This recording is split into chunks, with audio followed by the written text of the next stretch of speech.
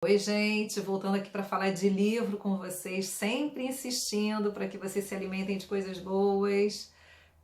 Hoje eu vou falar não só de um livro, mas de uma experiência, que foi a primeira vez que eu experimentei o audiobook. A gente tem feito migrações, né? Eu ainda prefiro o livro físico, é uma relação que a gente tem com o livro que tem a ver com a beleza do livro, com a página, né, o tipo de folha.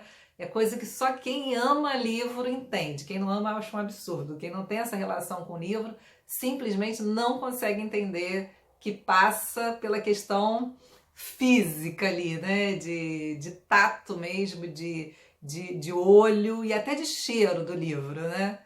E também porque eu tenho uma memória visual, então para mim aquilo que eu marco, aquilo que eu escrevo, depois me facilita na hora que eu quero retomar, que eu quero acessar aquela informação.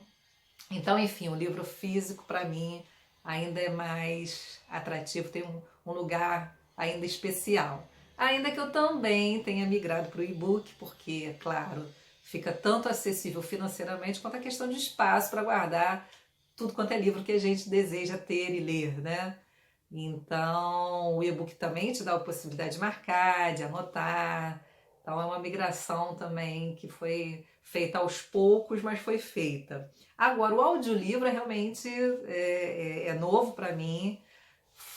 Esse livro tem 418 páginas, então foi muito banho tomado, muita louça lavada, muita refeição feita, casa arrumada, ouvindo o audiolivro.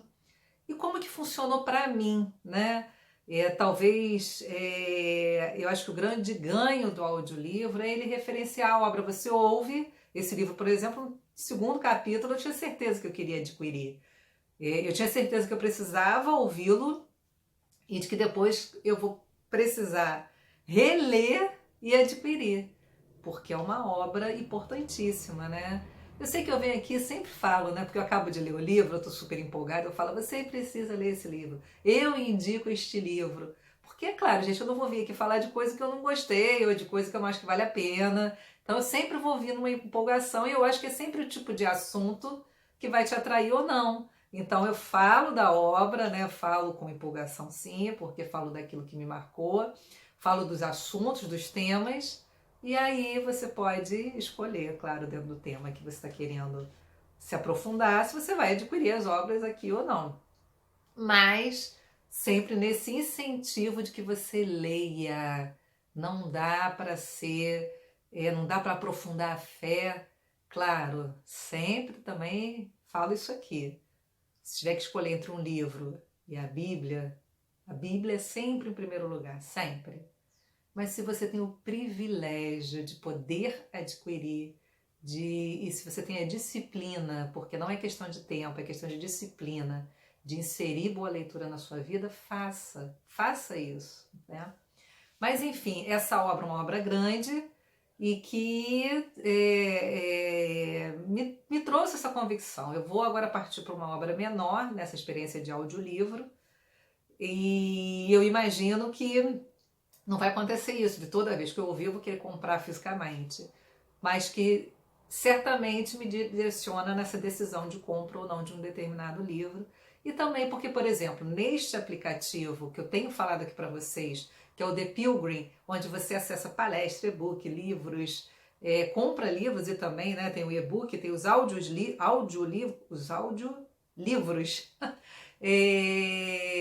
Ali você tem acesso a muita coisa e o custo-benefício disso, é claro, né? Você pode ter acesso a muitas obras sem precisar adquirir fisicamente. Você faz lá o plano e você vai ter acesso a isso tudo. Só de palestras, gente, se você fosse se inscrever, né, nessas palestras presencialmente, coisa que não está acontecendo agora, mas se estivesse acontecendo, o custo seria inviável do que tem disponível ali de conhecimento, né?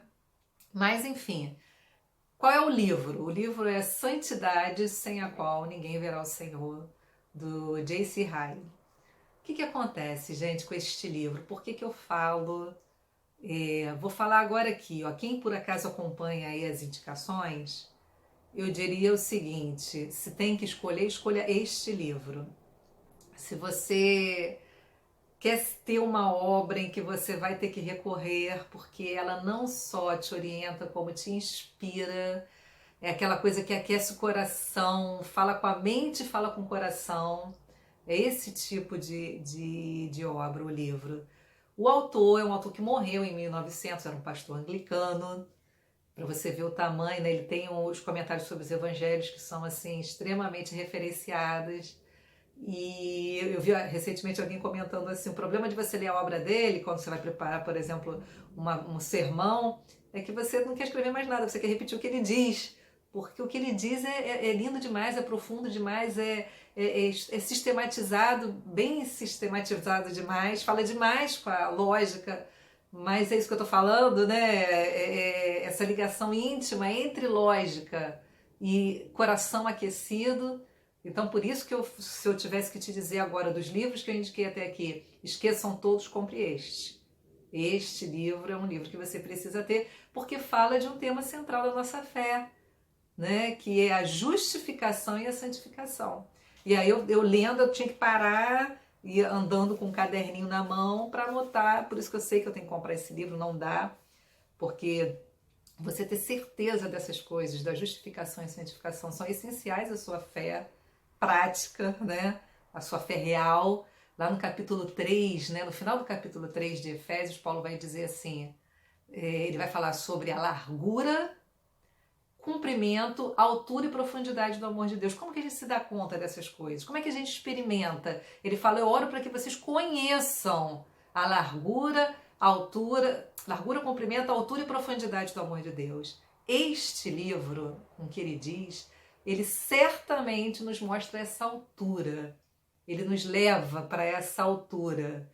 Lloyd Jones vai dizer que essa altura do amor é a obra que Cristo realizou em nós. Ele, quando nos dá a natureza dele, a obra da cruz, a extensão da obra da cruz, que a gente precisa ter ciência, é o que Davi fala no Salmo 103, Deus perdoa as nossas iniquidades. Isso é grande, isso é maravilhoso, é a obra da cruz. Mas essa obra é extensa e poderosa, porque ele também sara nossas feridas. Ele não é só um juiz que nos inocentou, né? Culpados que éramos, ele foi e nos inocentou. Mas ele é também um médico que sara nossas feridas. Então, tanto ele vai falar que essa justificação é uma obra que nos foi imputada, é a obra de Cristo que nos foi dada como se fosse nossa. Então, essa obra que é totalmente eficaz, completa, é ela que garante a nossa alma naquele dia mau, de que não é possível que eu caia da graça, porque quando Deus olha para mim, Ele olha para mim através da justiça de Cristo, e essa justiça é perfeita. Ele fala coisas do tipo, para você entender por que você precisa ler esse livro. Ele fala coisas do tipo assim, o santo que já foi para o céu é tão justo como eu agora, não há mudança na justificação. Isso nos dá firmeza, gente. Isso nos leva para essa altura. E a santificação, ele vai dizer, a santificação é transmitida. Ele, além de nos colocar numa determinada posição, ele também nos deu uma nova natureza. Ele transmite algo dele para mim. Você entende para que altura então a gente foi levado? Para o que a gente pode enxergar agora sobre a vida a partir dessa altura? E como isso é importante? Então ele vai falar, olha, a santificação, essa sim, tem níveis, essa sim é um processo, mas não há justificação sem santificação. A justificação a gente às vezes não toma conhecimento dela, mas a santificação é que vai revelar que realmente nós fomos justificados.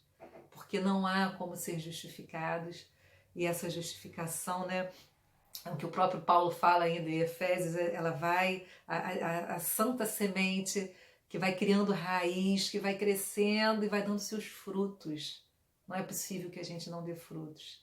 A santificação, se eu fosse resumir, é Deus formando Cristo em nós.